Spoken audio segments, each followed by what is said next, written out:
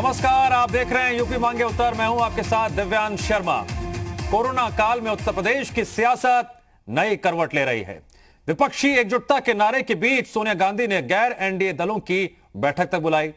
दावा किया गया बैठक में 28 दल हिस्सा लेंगे, लेकिन बैठक से पहले ही उत्तर प्रदेश के दो बड़े विपक्षी दलों ने कांग्रेस की इस मीटिंग में हिस्सा लेने से इनकार कर दिया। जी हां, समाजवादी पार्टी ने मीटिंग से दूरी बना ली तो बीएसपी भी अलग राह पर चलती दिखाई दी। जानकारी के मुताबिक सोनिया गांधी की इस बैठक में समाजवादी पार्टी, बहुजन समाज पार्टी के अलावा आम आदमी पार्टी ने भी हिस्सा नहीं लिया। माना यह जा रहा है ये दल कांग्रेस के पीछे खड़े नहीं दिखना चाहते या फिर अंदर खाने इनके बीच सियासी मसले हैं। खासकर समाजवादी पार्टी और बहुजन समाज पार्टी, सवाल यह भी उठता है कि कांग्रेस से दूरी के पीछे वोट बैंक मजबूरी है। चर्चा आज इसी मुद्दे पर हम करने जा रहे हैं और आपको हम सुनाएंगे भी कि कांग्रेस की इस बैठक पर बीएसपी और बीजेपी ने क्या कहा। सुनिए। मजदूरों के बारे में कुमारी बहन मायावती जी सोनिया गांधी जी से, राहुल गांधी जी से, प्रियंका गांधी जी से ज्यादा सोचती हैं इस बारे में। दूसरे लोग भी, कई पक्षी दल हैं, वो भी ज्यादा सोचते हैं, पर एक्चुअल में ना राजनीति हो रही है, असलियत में उनकी मदद नहीं हो रही है। अगर कांग्रेस उनकी मदद करना चाहती है तो जितने भी लोग राजस्थान से उत्तर प्रदेश में गए हैं, ये 1000 बस यहाँ दे रहे हैं, तो उनका किराया उन लोगों से, उन छात्रों से, उन मजदूरों से क्यों वसूल रहे हैं? तो असलियत में ये राजनीति कर रहे हैं। ये लोग जनता में अपना आधार खो चुके और विश्वास खो चुके हैं। इतने सालों तक कांग्रेस को लोगों ने गले लगाया, सत्ता दी, तो केंद्र में भी और प्रांतों में भी, लेकिन आज ये पूरी तरह से जनता इनको नकार चुकी है। जी हां, आपको हम इस पूरे मामले से जुड़े कुछ मुख्य केंद्र बिंदु बताते हैं, इसीलिए सवाल खड़े किए जा रहे हैं कि आखिरकार क्या सियासी गणित है और क्या इसका मकसद है। कोरोना काल में जो कांग्रेस की बैठक हुई, किसने दूरी बनाई, कौन कौन इसमें शामिल हुआ, जरा ये भी आपके लिए जानना बहुत जरूरी है। सबसे पहले तो ये जानिए दूरी किसने बनाई।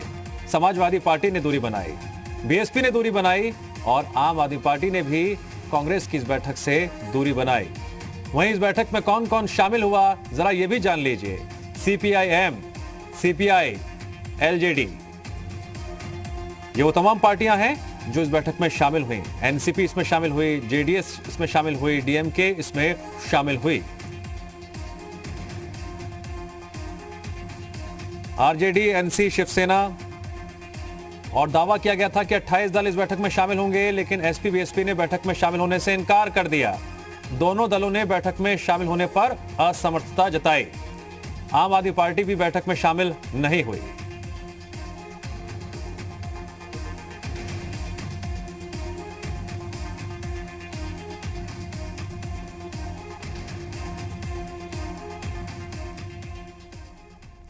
तो हम चर्चा शुरू करने जा रहे हैं और जिस तरह से सियासतदानों ने इस लॉकडाउन में सियासत के लॉकडाउन को पूरी तरह से खोल दिया है, इसके मायने क्या है, ये हम समझने की कोशिश करेंगे। हमारे साथ खास पैनल जुड़ने जा रहा है। सबसे पहले पैनल से आपको मिलवाते हैं। हमारे साथ उत्तर प्रदेश के परिवहन मंत्री अशोक कटारिया जी जुड़ गए हैं। अशोक कटारिया जी, आपका बहुत बहुत स्वागत है।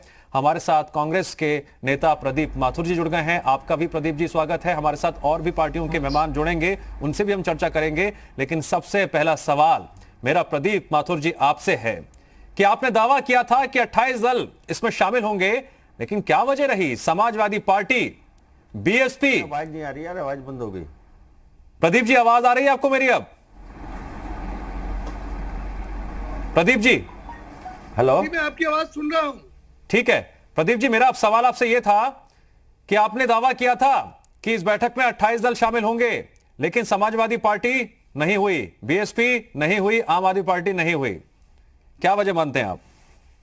देखिए, उत्तर प्रदेश में आम आदमी पार्टी का तो कोई अस्तित्व ही नहीं है, वो घुसने की कोशिश कर रही है। सपा बसपा तो हम कह सकते हैं कि बीजेपी की बी टीम है, और उनको ईडी का डर दिखा के बैकफुट पे ले सर, आया जब ये जाता है। समाजवादी पार्टी जब आपके साथ थी तब तो आपको बीजेपी की बी टीम वो नजर जब नहीं की आई बात नहीं थी, वो अचानक जब से की ऐसे बात- ऐसे जब भारतीय ऊट जनता क्या पार्टी जब हम लोग आज ऐसा सत्ता में क्या केंद्र आज में की थे, तारीख तो में ऐसा भारतीय क्या जनता हो गया कि पार्टी आप ये कह रहे हैं? अस्तित्व में नहीं थी। अब ऐसा है कि हम कांग्रेस ने बराबर इनविटेशन उनको दिया, वो नहीं आए तो क्या किया जा सकता है? यदि वो गठबंधन के में आना नहीं चाहते, इंडिपेंडेंट रहना चाहते हैं, तो हम भी कोई ज्यादा इंटरेस्ट नहीं दिखाते कि वो आए और शामिल हो। वो भारतीय जनता पार्टी के दबाव में है और भारतीय जनता पार्टी जैसा चाहती है उनको ट्विस्ट कर देती है। ठीक है, अशोक कटारिया जी, क्या वोट बैंक की मजबूरी है क्या? जिस लिहाज से जी। क्या वोट बैंक की मजबूरी है जिस लिहाज से समाजवादी पार्टी जी। और बीएसपी विपक्षी दलों की बैठक में शामिल नहीं होती है?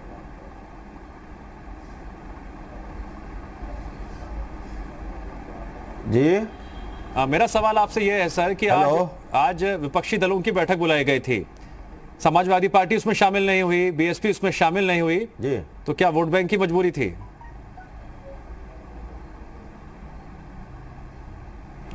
क्या समाजवादी पार्टी और बहुजन समाज पार्टी का अपना फैसला है, उनका अपना फैसला है, वो शामिल हुए नहीं हुए। और वैसे भी मैं मानता हूं कि डूबते जहाज में कौन बैठना चाहता है। ठीक है, डूबते जहाज में कौन बैठना चाहता है? प्रदीप जी से पूछ लेता हूं। प्रदीप जी, यहां पर अशोक जी कह रहे हैं कि डूबते जहाज में कौन बैठना चाहता है, कहीं ऐसा तो नहीं है कि ये बड़ी ये डूबता हुआ नहीं, तैरता हुआ जहाज है और स्थित। ठीक है, अशोक कटारिया जी, कोरोना काल में अभी लॉकडाउन 4 चल रहा है, लेकिन लगता है कि जो सियासत का लॉकडाउन है वो पूरी तरह से खुलता हुआ नजर आ रहा है, सियासतदान भी अब एक्टिव होते हुए नजर आ रहे हैं। क्या होना चाहिए, क्या खामियां हैं, कमियां हैं, सवाल लगातार सामने आने चाहिए। जो भी बात हो, राय हो, वो सामने रखनी चाहिए। लेकिन इस कोरोना काल में अब जिस तरह से सियासतदान एकजुट हो रहे हैं, उसे अब किस तरह से देखा और समझा जाए, इस पर मैं आपकी प्रतिक्रिया लेना चाहूंगा।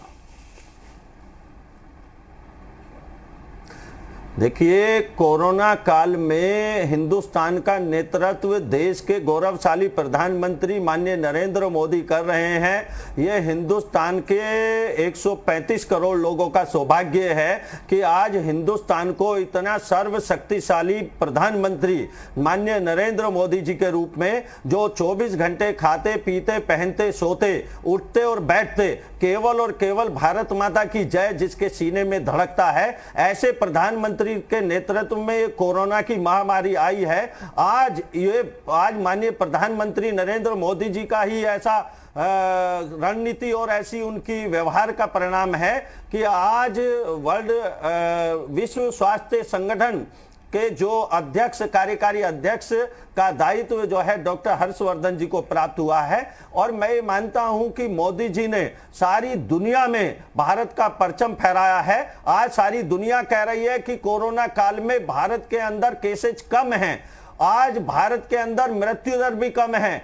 अब माननीय मोदी जी ने जिस तरह हिंदुस्तान को संभाला है, ऐसा कोई दूसरा संभाल ही नहीं सकता। और उत्तर प्रदेश को योगी जी जिस प्रकार संभाल रहे हैं, योगी जी ने रात दिन एक करके उत्तर प्रदेश को संभाला है। यह 23 करोड़ लोगों का उत्तर प्रदेश है, दुनिया की जनसंख्या का 5वां देश है। आज उत्तर प्रदेश के अंदर गांव गली गलियारों में, चौराहों चौबारों में जिसको राशन की जरूरत है उसको राशन बांटा जा रहा है, और जिसके पास राशन कार्ड नहीं है उसको भी राशन दिया जा रहा है। और असंगठित क्षेत्र के मजदूरों को उत्तर प्रदेश में 1000 रुपए वितरित किया जा रहा है, सबका भरण पोषण किया जा रहा है। ऐसा उत्तर प्रदेश के अंदर सबल, सशक्त और सन्यासी नेतृत्व है। और देश के अंदर भी भारत माता की जय बोलकर, भारत माता को सबसे ऊपर सर्वोच्च रखते हुए काम करने वाले नरेंद्र मोदी ऐसे नेतृत्व हैं। मैं आपसे कहना चाहता हूं, ये भारत का सौभाग्य है, भारत के जनगण मन का सौभाग्य है, भारत की जनता का सौभाग्य है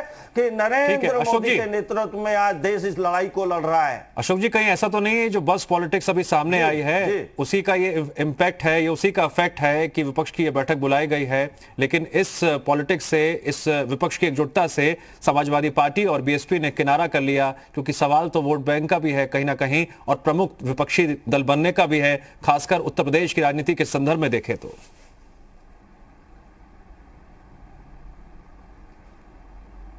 देखिए, बस के बारे में तो मैं केवल इतना कहना चाहता हूं आपसे कि अगर इन्होंने बस भेजनी ही थी, बस तो केवल इन्होंने राजनीतिक हथकंडा है बस इनका, और अगर इन्हें बस भेजनी थी तो इनका राज्य है महाराष्ट्र, और महाराष्ट्र में मजदूरों ने सर्वाधिक पलायन किया है। अगर इन्हें बस भेजनी थी और बस सेवा करनी थी मजदूरों की, तो सबसे पहले इन्हें महाराष्ट्र में बस भेजनी चाहिए थी, और महाराष्ट्र से बस में मजदूरों को लेकर, कामगारों को लेकर उत्तर प्रदेश आना चाहिए था।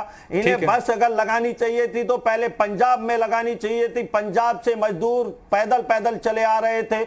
इनको अगर बस लगानी चाहिए थी तो राजस्थान में लगानी चाहिए थी। मैं आपको कहना चाहता हूं, बस तो केवल इनकी राजनीति है, क्योंकि योगी आदित्यनाथ जी ने उत्तर प्रदेश में इतना काम करके दिखाया है, इनके सामने जनता को मुंह दिखाने लायक नहीं बचा है, इसलिए इन्होंने ये बस राजनीति शुरू की है सर। और अगर बस सेवा इनको करनी थी तो फिर छात्रों से, नौजवानों से क्यों पैसा वसूला? ठीक है, राजस्थान की सरकार ने आखिर छात्रों से, नौजवानों से पैसा क्यों वसूल लिया? सेवा करनी थी तो सेवा करनी। सर एक बात सुनिए, माथुर जी सुनिए, माथुर जी दी गई तो बसें खड़ी कर दी। माथुर जी सुनिए ना प्लीज। माथुर जी गुजारिश है सर, देखिए आप सब स्काइप से जुड़े हुए हैं, अगर इसमें बीच में टोकाटाकी करेंगे तो किसी को सुनाई नहीं देगा, कनेक्शन टूट जाएगा, दिक्कत हो जाएगी, इसलिए बारी बारी से बोलते हैं, समझते हैं।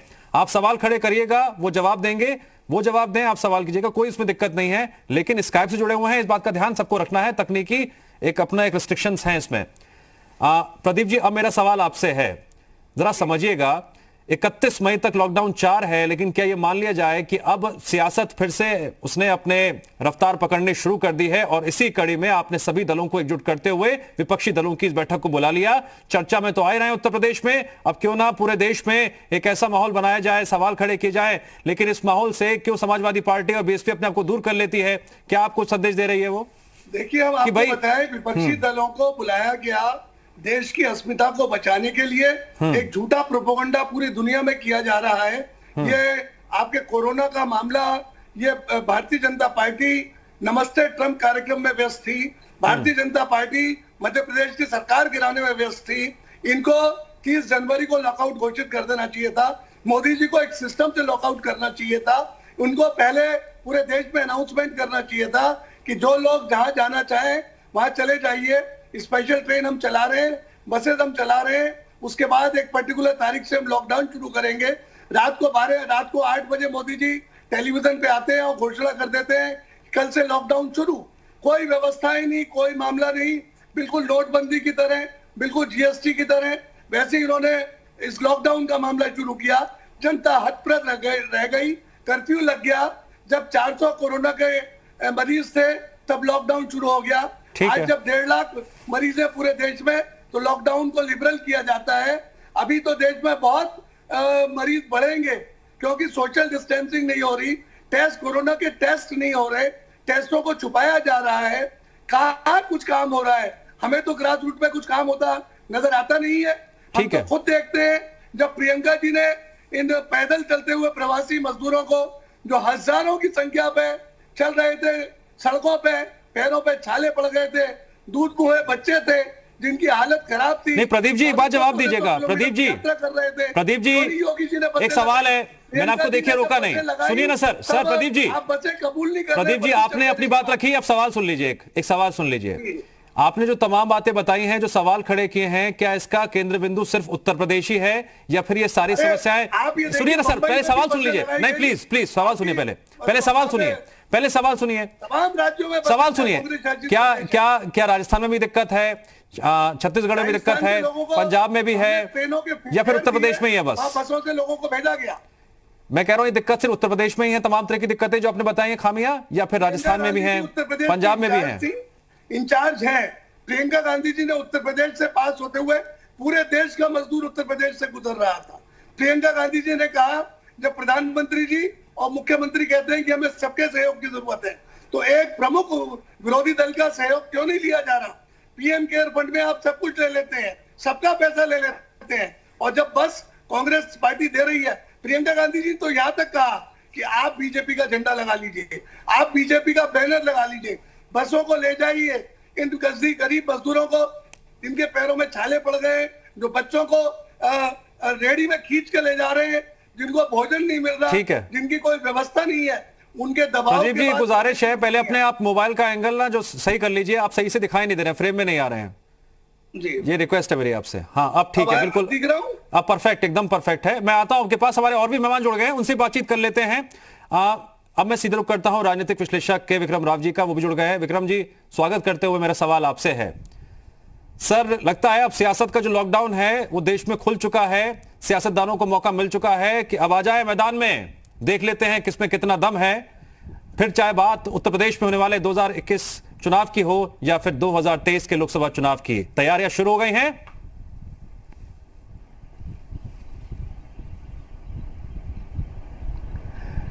लेकिन मैं नहीं चाहूँगा इस वक्त चुनाव के बारे में ज़्यादा बात हो, क्योंकि मानवीय समस्या है, एक मानवीय त्रासदी है।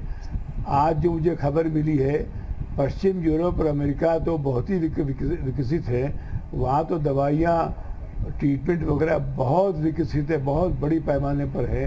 वहाँ जब मौतें लगातार होती जा रही है, लाख के करीब मर गए अमेरिका में, तो हम लोग तो एशिया के देश है, बड़े गरीब हैं, साधन विहीन है।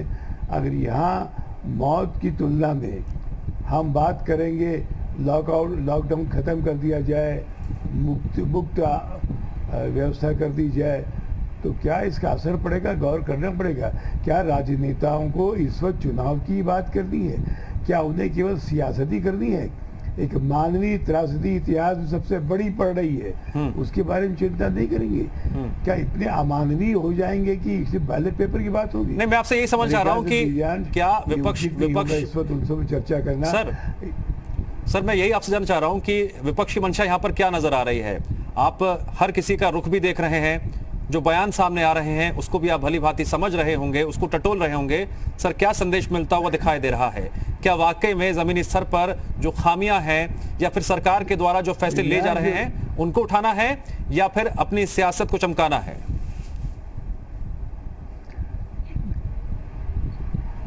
अच्छा सवाल है। यहाँ राजनीति में आने के बाद राजनीतिक बात होनी चाहिए। मैं अपेक्षा करूँगा एक नागरिक के नाते कि राजनीतिक दलों की ये जिम्मेदारी है कि सरकार की आलोचना करें, कहीं व्यवस्था में गड़बड़ी हो, कहीं वाहन का अभाव हो, खाना न मिल रहा हो, भ्रष्टाचार हो रहा हो, अगर लूटपाट हो रही हो, तो राजनेताओं का कर्तव्य है, विपक्षियों का, कि सरकार की ओर इशारा कर कहें ये चीज़ें गलत हो रही हैं। अगर इस वक्त कोई संचय प्रवृत्ति करेगा, दाम बढ़ाएगा और चीज़ों को कम देगा, मेरे ख्याल से ये अमानवीय है। राजनेताओं को, राजनीतिक दलों को जो विपक्ष में है, उनकी जिम्मेदारी है कि वो एक मॉनिटर हो जाए, इस वक्त एक कंट्रोलर जैसे हो जाए, और सरकार कहीं कोई गलती करती है तत्काल उसको बताए, ये ज़रूरी है। और आज जो नरेंद्र मोदी ने संदेशा दिया है पश्चिम बंगाल और उड़ीसा से, बड़ा अच्छा किया। कहा नरेंद्र मोदी ने, पश्चिम बंगाल उनका मित्र प्रदेश नहीं है, शत्रु प्रदेश है, फिर भी प्रधानमंत्री गए, वहाँ से 1000 करोड़ दिया, 500 करोड़ दिया नवीन पटनायक के विरोधी दल को उड़ीसा में। संदेशा गया है कि जब मानव त्रासदी आती है तब कोई राजनीति नहीं करता है। आज यही उत्तर प्रदेश में करना चाहिए। अगर बसें नहीं मिलती हैं, खाना नहीं मिलता है, भ्रष्टाचार होता है, सरकारी तंत्र लूटपाट करता है, तो विरोधी दलों का कर्तव्य है कि झंडा ऊंचा करें, विरोध करें। बस यही अपेक्षा हम नागरिकों को। ठीक है, अब्दुल अहद साहब आपका भी मैं स्वागत करता हूं। अब्दुल साहब बीएसपी पार्टी से हैं। अब्दुल साहब, क्या यहां पर है रणनीति कांग्रेस की, विपक्षी दलों की बैठक की? बुलावा तो आपको भी आया था लेकिन आप उसमें शामिल नहीं हुए। क्या लड़ाई मुख्य विपक्षी पार्टी बनने की है उत्तर प्रदेश में, कि कांग्रेस को आप पूरी तरह से किनारा करना चाहते हैं, कम से कम उसके झंडे के नीचे, या कहें कि उसकी किसी भी मीटिंग में आप शामिल ना होकर ये संदेश देना चाहते हैं कि बीएसपी मुख्य विपक्षी दल है उत्तर प्रदेश में? देखिए, बहुजन समाज पार्टी इस तरीके से इस संकट के समय में गरीब मजदूरों के साथ कंधे से कंधा मिलाकर काम करने की कोशिश कर रही है, वो अपने स्तर पर काम कर रही है।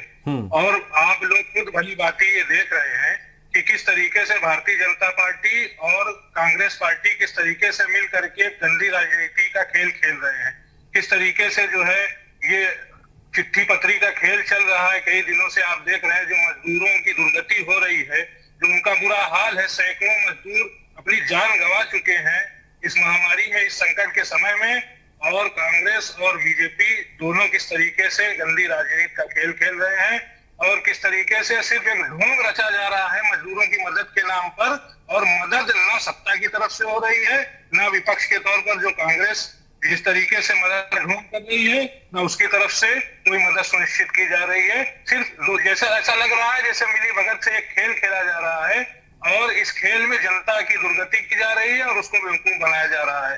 तो आप बताइए, ऐसे समय में हम जनता के बीच रहकर उनकी समस्याओं को हल करने की कोशिश करें, ना कि जो है हम किसी पार्टी का पिछलग्गू बन करके उसके पीछे चल करके और ठीक है, बीएसपी का ये कहना है कि हम किसी पार्टी के पिछलग्गू नहीं बनेंगे, हम काम कर रहे हैं, हमें सियासत से कोई मतलब नहीं है, ये बीएसपी का कहना है। ठीक है, आप सभी मेहमान बने रहिए। अशोक कटारिया जी, प्रदीप माथुर जी, मैं आपसे भी सवाल करूंगा इन्हीं तमाम मुद्दों को लेकर। सवाल अभी और भी कई सारे हैं, प्रमुख हैं, जिनको सामने रखना बहुत जरूरी है। आखिरकार कांग्रेस से दूरी वोट बैंक की मजबूरी या फिर इसके मायने कुछ और हैं? एक छोटा सा ब्रेक, जल्द हाजिर होते हैं। जी हां, कांग्रेस से दूरी वोट बैंक की मजबूरी, चर्चा लगातार है जारी। बने हमारे साथ खास मेहमान भी। रुक करते हैं अपने पैनल का और सीधे मेरा सवाल है अब सबसे पहले अशोक कटारिया जी से। अशोक कटारिया जी, आप परिवहन मंत्री भी हैं, आप कंधों पर एक बड़ी जिम्मेदारी है पूरे उत्तर प्रदेश की, लेकिन आप सियासत को भी बहुत बारीकी से देखते हुए आए हैं पिछले दिनों, सालों से, समझते भी हैं। यहां पर क्या स्ट्रेटेजी आपको नजर आती है? ठीक है, एक विपक्ष के तौर पर सवाल सामने रखना बेहद जरूरी भी है। मैं आऊंगा आपके पास सर, लेकिन आप ही की पार्टी की तरफ से एक रिएक्शन आया है, जरा हम दर्शकों को वो सुना देते हैं, क्योंकि विपक्ष की बैठक पर बीजेपी ने कड़ी प्रतिक्रिया दी है। केंद्रीय मंत्री प्रकाश जावड़ेकर ने कहा विपक्ष पाखंड की राजनीति कर रहा है, सुनिए। जब पूरा देश एक होकर कोरोना के खिलाफ की लड़ाई लड़नी चाहिए, तब विपक्षी दल लगातार अपने नकल राजनीति का परिचय दे रहे हैं। वो पाखंड कर रहे हैं, दोगलापन कर रहे हैं। पहले पूछते थे लॉकडाउन क्यों नहीं बढ़ा रहे, अब पूछ रहे कि क्यों बढ़ा रहे हो। अशोक जी, इस पर आपका रिएक्शन? केंद्रीय मंत्री प्रकाश जावड़ेकर कह रहे हैं कि विपक्ष पाखंड की राजनीति कर रहा है, दोगलेपन की राजनीति। देखिए, विपक्ष के पास विकास के सामने कोई मुद्दा नहीं है। मोदी जी इस देश में विकास की राजनीति कर रहे हैं। मोदी जी हिंदुस्तान को सर्वशक्तिशाली बनाने की राजनीति कर रहे हैं। मोदी जी हिंदुस्तान को दुनिया का सिरमौर बनाने की राजनीति कर रहे हैं। मोदी जी हिंदुस्तान को आत्मनिर्भर बनाने की राजनीति कर रहे हैं। Modi ji be Indian buy Indian की राजनीति कर रहे हैं। मोदी जी वोकल के लिए लोकल के लिए वोकल होने के लिए कह रहे हैं। ये सब विजन मोदी जी के पास हैं। मोदी जी भारत को, जो इतने लंबे वर्षों में भारत को नुकसान पहुंचाया गया है, भारत का इंफ्रास्ट्रक्चर खड़ा कर रहे हैं मोदी जी। भारत के लिए संपूर्ण समग्र विकास के लिए काम कर रहे हैं मोदी जी। और विपक्ष केवल और केवल ये पाखंड की राजनीति कर रहा है, केवल और केवल। इसके पास कोई इशू नहीं है, कोई मुद्दा नहीं है।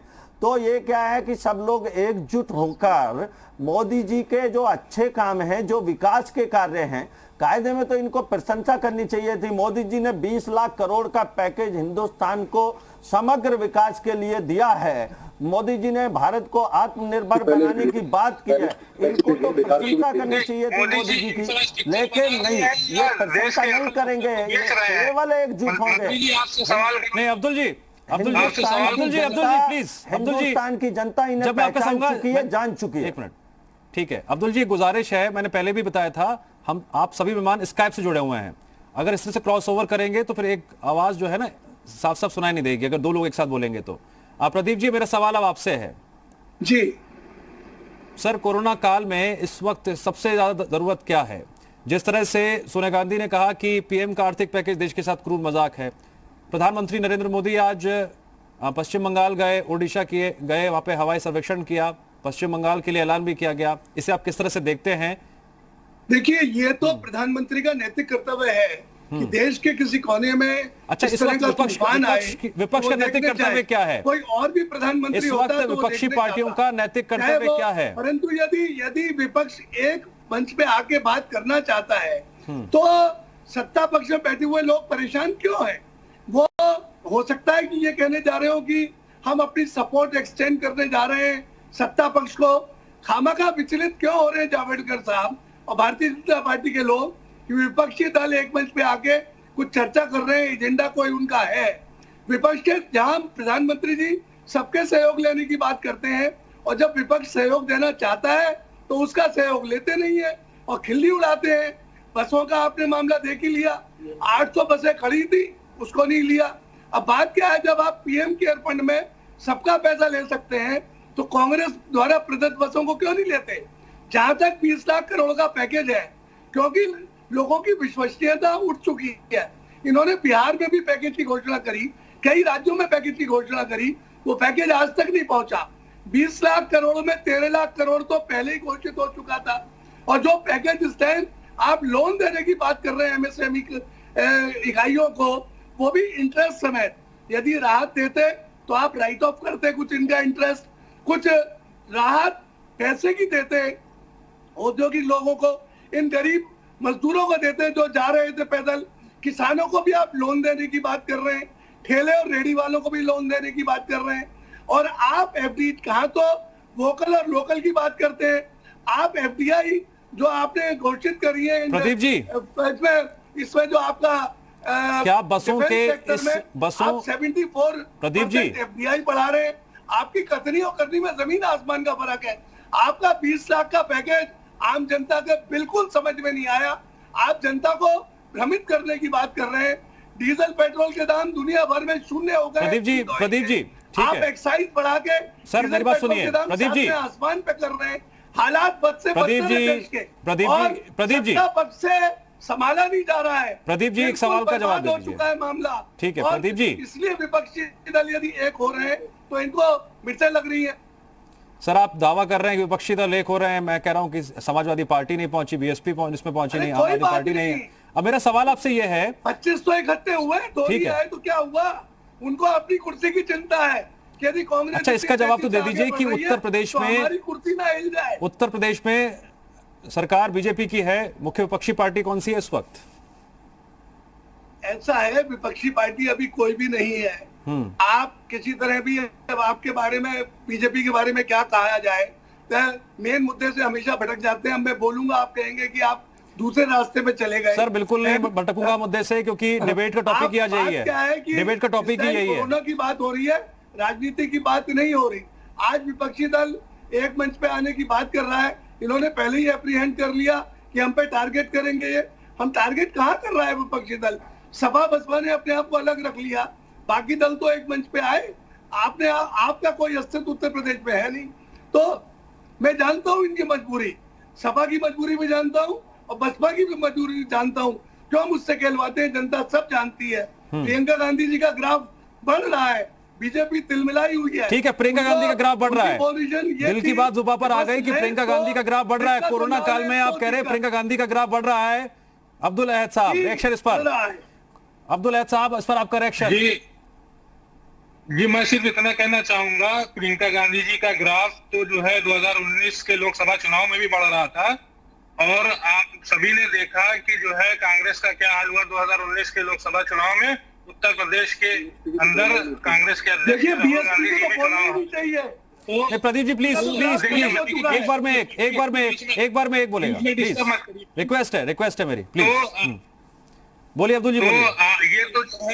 ये तो बहुत दिनों से हम सुनते आ रहे हैं कि प्रियंका गांधी जी का ग्राफ बढ़ रहा है। वो तो 2019 के लोकसभा चुनाव में ही आपने देख लिया होगा, तब भी ये कहा जाता था कि ग्राफ बढ़ रहा है। आप ये बताइए, और इसलिए जो है इस टाइम इन हालातों में कौन काम कर रहा है? सिर्फ कांग्रेस काम कर रही है, उत्तर प्रदेश गरीबों को खाना बांट रही है।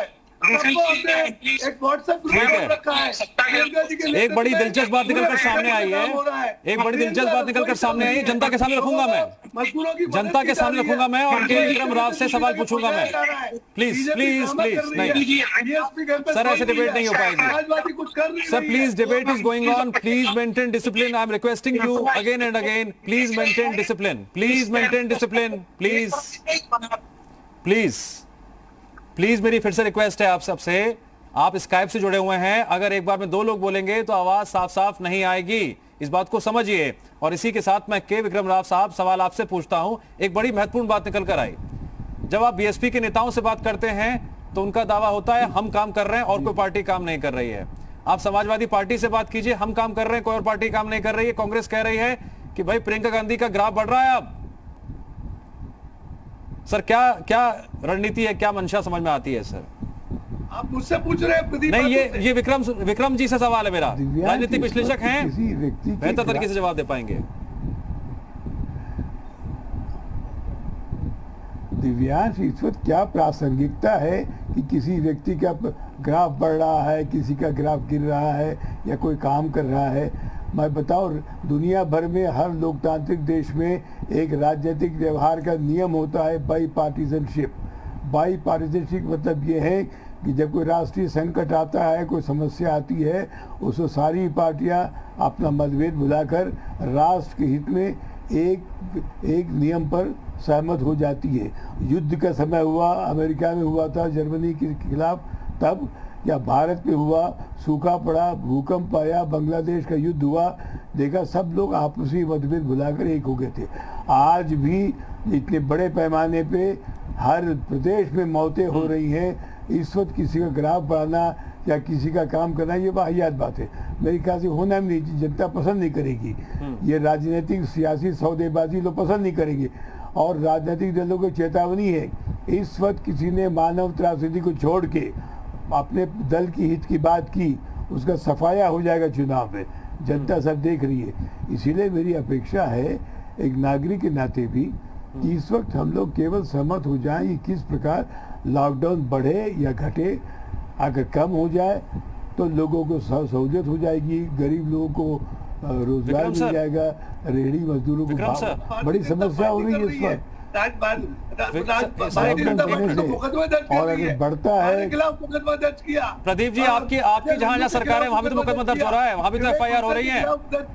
प्रदीप जी ये पॉइंट अगर आप रखेंगे तो फिर सवाल आपसे भी उठेगा। अगर आप ये पॉइंट रखेंगे तो सवाल आपसे भी उठेगा। ये समझिए आप कि जहाँ जहाँ आपकी सरकार है वहाँ पर भी एफआईआर हो रही है, चाहे तो गिना दो। ऐसा है, वो तो एफआईआर इन मुद्दों पे नहीं हो रही है। हाँ, हम तो जब सेवा करना चाह रहे हैं, आप हमारी बसें ना लेने पे एफआईआर कर रहे हैं। अरे तो सोशल मीडिया आपको ऑफर कर रहे हैं, आप कभी कुछ बोलते हैं, कभी कुछ बोलते हैं, दोपहर में कहते हैं हम आपकी बसें ले लेंगे। दिव्यांश, मुझे पूरी बात तो हो जाए मेरी। नहीं लेंगे, आपके अधिकारी कागज नहीं लेते, बसों को एक्सेप्ट नहीं करते। ठीक है, पूरी बात सुन लीजिए। बिल्कुल सर प्रदीप जी विक्रम जी का सम्मान कीजिए, वरिष्ठ हैं, जरा उनका सम्मान कीजिए प्लीज। विक्रम जी,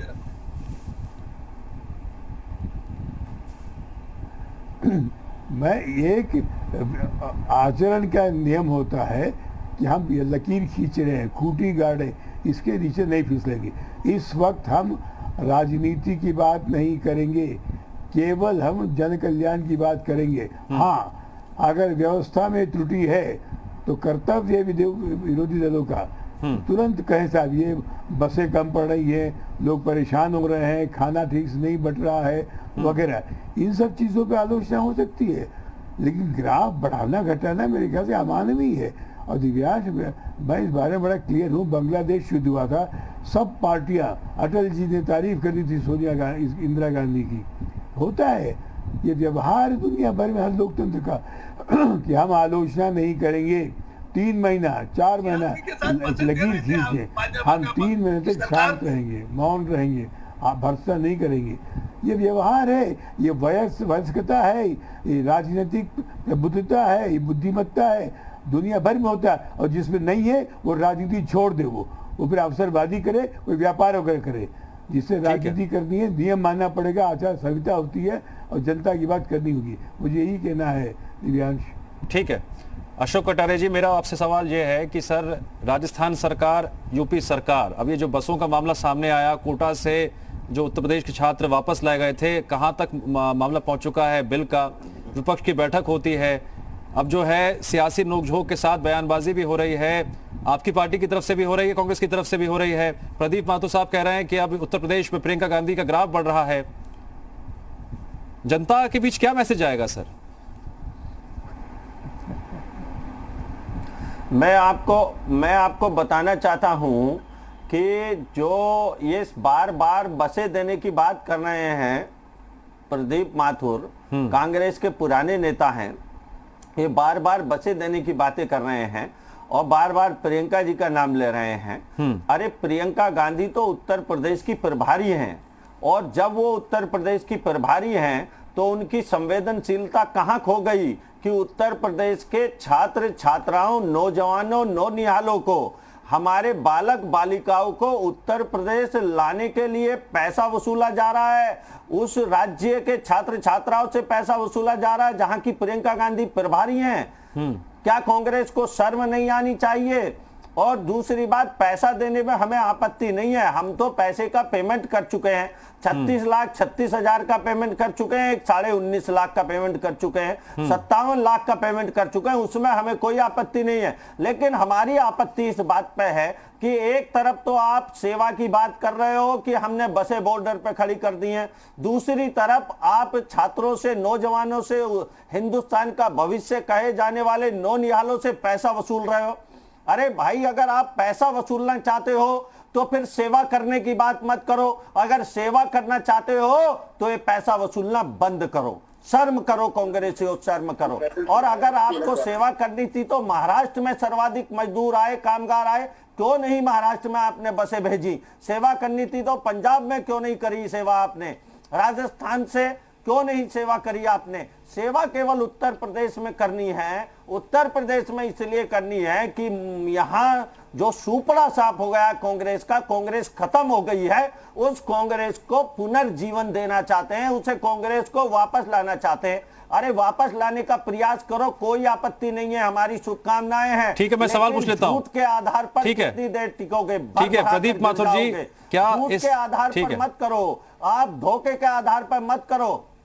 ठीक है प्रदीप माथुर जी, क्या इस बस वाले एपिसोड से, बस के अध्याय से कांग्रेस का पुनर्जन्म उत्तर प्रदेश में हो गया है?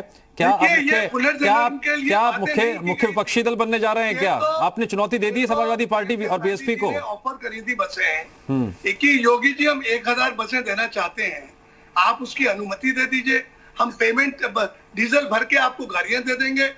आप उन्होंने पहले तो अनुमति नहीं दी।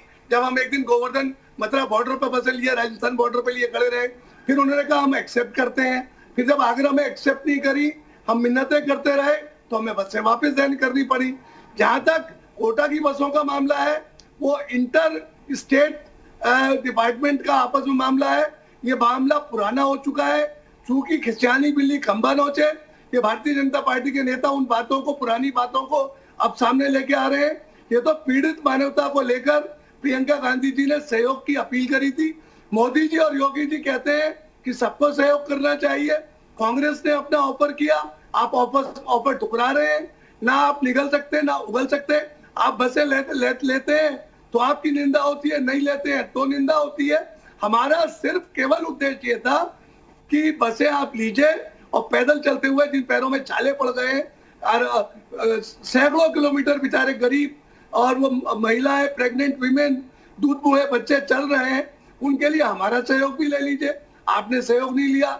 जहां तक प्रश्न महाराष्ट्र का है, जहां तक प्रश्न झारखंड का है, जहां तक प्रश्न राजस्थान का है, वहां सब जगह हमारी सरकारों ने ट्रेन के लिए पैसे दिए, कांग्रेस की तरफ पैसे दिए गए, और उसके अलावा बसें चलाई गई बॉर्डर्स पे लोगों को भेजने के लिए।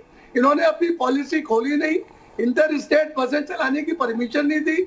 यदि इंटर स्टेट बसें चलाने की सेंट्रल गवर्नमेंट परमिशन दी होती तो हमारी राज्यों की वो बसें वो उन राज्यों को, उन गरीब मजदूरों को उनके घरों तक पहुंचाई जाती। आप इनकी कथनी और करनी में जमीन आसमान का फर्क है।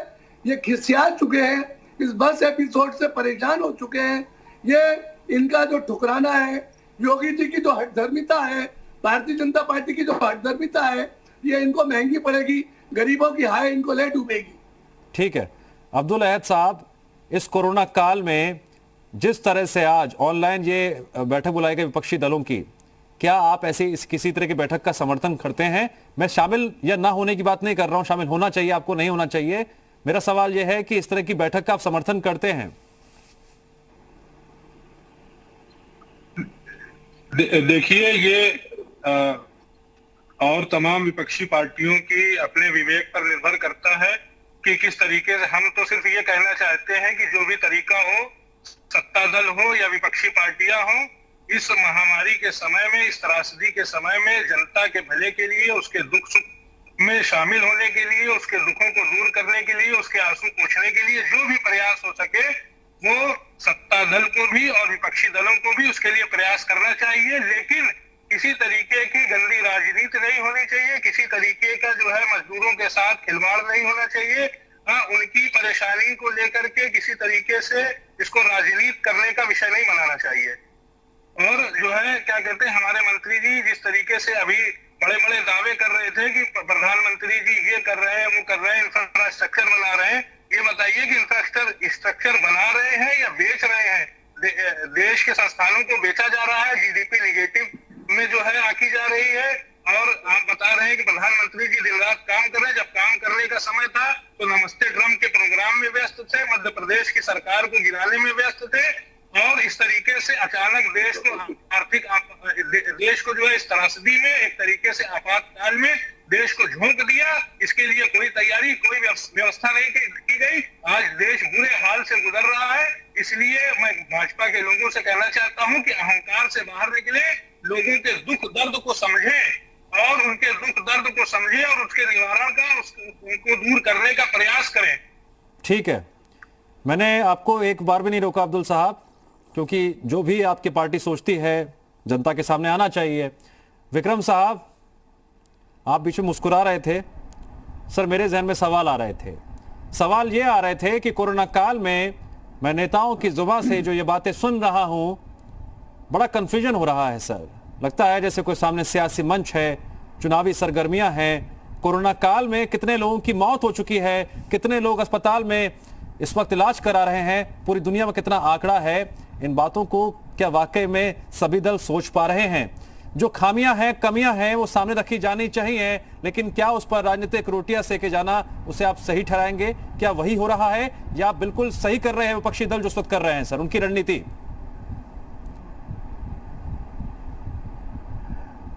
अब आज की मीटिंग देखिए, उसमें तो ऐसा ही आभास होता है कि मीटिंग टाल देते, कोई और। जी ठीक है। अशोक जी, लगता है विक्रम साहब से हमारा संपर्क टूट गया। अशोक जी से मेरा सवाल है। अशोक जी, इस कोरोना काल में इस तरह से विपक्षी दलों की बैठक जी, क्या मंशा नजर आती है आपको? क्या लगता है, क्या है? सिर्फ आपके सरकार पर सवाल उठाना? देखिए, मैं आपसे कहना चाहता हूं कि जो भोजन के पैकेट का वितरण करेगा, जो गरीबों के लिए राशन का वितरण करेगा, उसको फुर्सत कहां है कि वो बैठ के करेगा? ये जो विपक्षी दल की बैठक कांग्रेस के नेतृत्व में बुलाई गई है, ये सिर्फ क्योंकि इनके पास कोई काम नहीं है। अगर ये अपनी ओर काम लेते, इनकी सरकारों में महाराष्ट्र से मजदूर आ रहा है, ये मजदूरों को महाराष्ट्र के विश्वास दिलाने में अपनी पार्टी और अपने कार्यकर्ताओं को लगाते, पंजाब के अपने वर्करों को इस काम में लगाते, राजस्थान के वर्करों को अपने सेवा करने के काम में लगाते, तो आज इन्हें मीटिंग करने की जरूरत नहीं थी। ये मीटिंग लॉकडाउन के बाद भी हो सकती थी। लेकिन इनको क्या है ना, एम्प्टी माइंड डेविल्स हाउस, खाली दिमाग शैतान का घर। ये सारा विपक्ष खाली है, और खाली विपक्ष क्या करेगा? तो कीचड़ उछालेगा। खाली विपक्ष क्या करेगा? तो ढेले फेंकेगा। खाली विपक्ष क्या करेगा? तो वो खाली आदमी के तो दिमाग में फितूर और शैतानियत आती है, वही काम ये कर रहे हैं। ठीक है। प्रदीप माथुर जी, लॉकडाउन 4 की बात करें, 31 मई तक लॉकडाउन 4 है। आपने भले वीडियो कॉन्फ्रेंसिंग के जरिए ये बैठक बुलाई थी और सभी विपक्षी दल के नेता जुड़े, 3 नहीं जुड़े, ठीक है, लेकिन काफी जुड़े, सहमत हैं इस बात से। सर, आगे क्या तैयारियां हैं आपकी?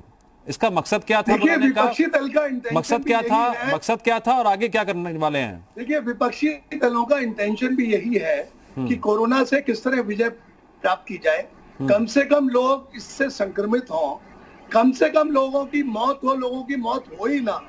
परंतु इतनी छीछा लेदर इस भारतीय जनता पार्टी ने पूरे देश में और अपने शासित प्रदेशों में करी है कि कोई व्यवस्था नहीं है क्वारंटाइन के लिए रखने के लिए। अच्छा, बात बताइए, और ढंग के हॉल्स नहीं है। अच्छा सुनिए ना जो सर, लोग कोरोना से प्रदीप जी, पीड़ित हैं उनके लिए जगह प्रदीप नहीं जी, है। लोगों प्रदीप के जी, टेस्टिंग नहीं हो रहे हैं। प्रदीप जी, एक गुजारिश है प्रदीप जी से भी है, और अहमद साहब माफ कीजिएगा, प्रदीप जी से आपसे भी सवाल है, और अब्दुल जी मैं आपसे भी सवाल कर रहा हूं, सुनिएगा। देश में डेथ रेट दर कितनी है, जो लोग सही हो रहे हैं उनकी दर कितनी है, और विश्व में अगर हम और देशों से तुलना करते हैं? सर मैं ये नहीं कह रहा हूं कि खामियां नहीं है, मैं ये नहीं कह रहा हूं कमियां नहीं है, कमियां होना अलग मुद्दा है, लेकिन बिल्कुल हर बात को नकार देना एक अलग मुद्दा है। अगर हम सिर्फ आंकड़ों की बात करें तो क्या आप ये बता पाएंगे अमेरिका या तमाम जो विकसित देश है जो, उनकी स्थितियों के मद्देनजर हमारे देश के जो हालात हैं कितनी उसमें असमानताएं हैं, फिर भी हम कोरोना से लगातार लड़ रहे हैं? देखिए हमारे देश में टेस्ट नहीं हो रहे, टेस्ट बहुत कम टेस्ट हो रहे हैं।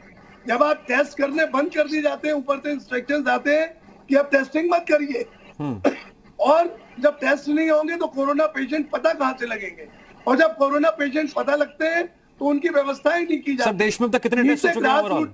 सब कुछ फेल है सर देश में कितने टेस्ट हुए ओवरऑल अब तक? कोई व्यवस्थाएं नहीं है सर देश में अब तक ओवरऑल कितने टेस्ट हो चुके हैं? के लिए इकट्ठे होते हैं तो ये सर आपकी पार्टी के पास क्या आंकड़ा है वो बताइए ना प्लीज, अब तक देश में कितने टेस्ट हो चुके हैं ओवरऑल? 1 लाख पर डे पूरे देश में हो पाते हैं, अब हो रहे हैं इतने दिनों बाद। ठीक है, पॉपुलेशन 130 करोड़ की है। ठीक है सर, मैं जनता पे छोड़ता हूं। कांग्रेस ने अपना पक्ष रखा, बीएसपी ने अपना पक्ष रखा, और यूपी सरकार का पक्ष रखने के लिए और बीजेपी का पक्ष रखने के लिए अशोक कटारे जी हमारे साथ इस चर्चा में जुड़े, उनका भी पक्ष आपने सुना। अभी जनता को समझना है कौन सियासत कर रहा है, कौन काम कर रहा है, किसकी जनता की जो समस्या है उन पर किसका ज्यादा ध्यान है, किसका फोकस है, और किसका फोकस पॉलिटिक्स पर है। आप सभी मेहमानों का बहुत बहुत शुक्रिया इस डिबेट में जुड़ने के लिए, और फिलहाल यूपी मांगे उत्तर में मेरे साथ इतना ही। नमस्कार।